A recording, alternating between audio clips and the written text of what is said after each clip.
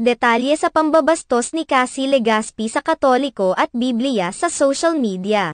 Umaani ngayon ng samut-saring komento mula sa mga netizens ang ibinahaging video ng kapuso actress host na si Cassie Legaspi dahil sa umano'y pambabastos nito sa simbahang Katoliko at sa Biblia. Viral at usap-usapan ngayon ang video na ibinahagi ni Cassie Legaspi kung saan nakatanggap ito ng matinding batikos at pananaway mula sa mga netizens dahil hindi na umano tama ang kanyang content. Makikita sa latest video ni Cassie Legaspi na ibinahagi nito sa kanyang Facebook account ang pagsayaw ni Cassie Legaspi. Sa umpisa ay tila simple lamang na sumasayaw ang kapuso actress at TV host, subalit bago matapos ang kanyang pagsayaw at ang kanyang pagtwerk ay bigla na lamang niya ipinakit ang Biblia habang sumasayaw.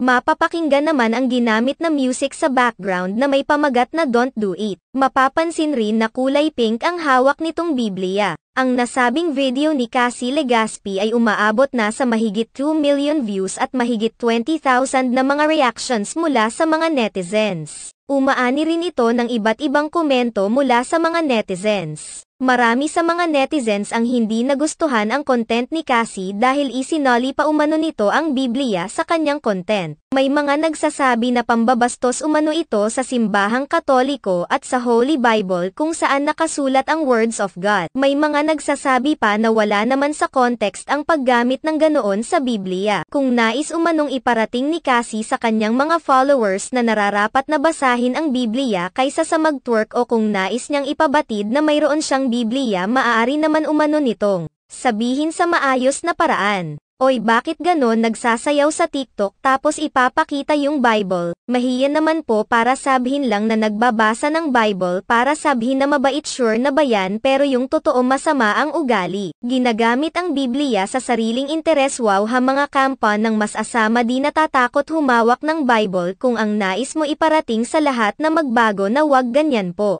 Ipinunto pa ng ilang mga netizens na hindi maganda na gawing content ang Bible dahil hindi ito nakakatuwa lalo na sa paraan na ginamit ni Cassie Legaspi. May mga paraan naman umano na maaring i-content ang Bible na hindi lumalabas na bastos para sa mga believers. Samantala, dinadamay naman ng ilang mga netizens ang mga magulang ni Cassie Legaspi na sina Zoren Legaspi at Carmina Villaruel. Marami ang kumukwestiyon sa mga ito kung paano nila pinapalaki ang kanilang mga anak.